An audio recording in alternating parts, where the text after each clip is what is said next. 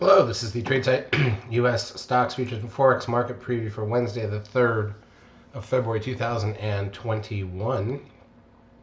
We had good trading day on Tuesday. A couple nice winners. Futures worked. Forex made a little. Can't complain when it's just an all-around scenario for us. So here's a look at the ES front month futures contract. This is the daily chart of the broad market in futures form.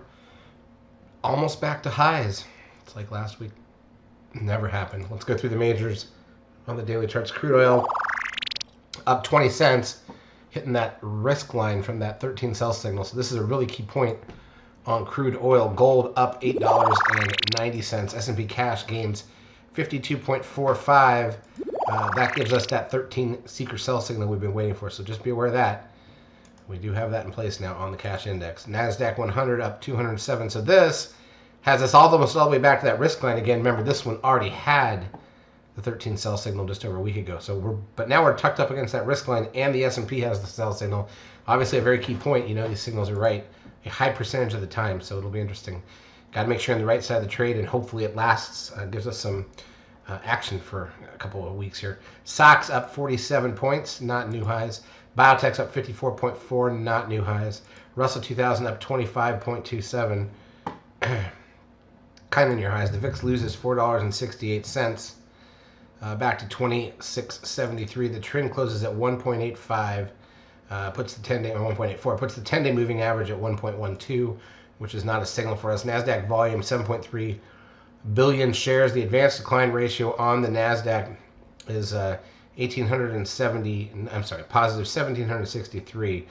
Look at the 10-day moving average of the advanced decline ratio on the Nasdaq, +2 over the last 10 days. +2. Advanced decline ratio on the New York plus 1657. So, good strong day, breadth of the market and all. Google gains 26.05. Apple up just 85 cents. Netflix up $9.12. Amazon up 37.12. Tesla gains 32.98. Facebook up $5.07.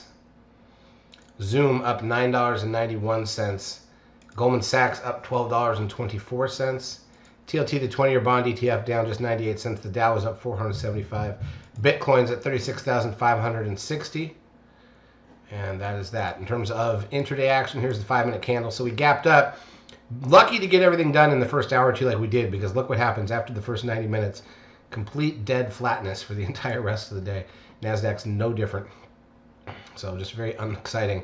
We closed the day out on the ES at the VWAP. All right. In terms of other stuff here, what else are we going to talk about? Forex didn't do much, so there's not much to comment on. Economic data coming out. This is now going into Wednesday, so we've got a lot of services PMI numbers around the world. But here in the US, we have ADP non-farm employment change at 8:15 a.m. Eastern Time. Final services PMI at 9:45. ISM services PMI at 10. Crude oil inventories at 10:30, and I guess it is what it is. So we shall see what we get. Again, you got to watch market direction here, because when they pull the rug, if they pull the rug, it tends to happen quickly. And when you get these 13 sell signals, you just got to remember that from this point, the market is basically, unless it can get back above that risk line and close and go another day higher, you're operating under the assumption you should be, because 75 to 80% of the time, this is a reversal point, right? So we'll just see what happens and how this plays out. I feel like there was one other thing. Oh, yeah, I did want to talk really quick about GameStop, and I'm not going to focus on this. Obviously, our advice all along has been to stay the heck away from it. But the stock now sitting back at $90 a share after hitting almost $480 a share. It's now at 90. Just absolutely ridiculous. I don't know.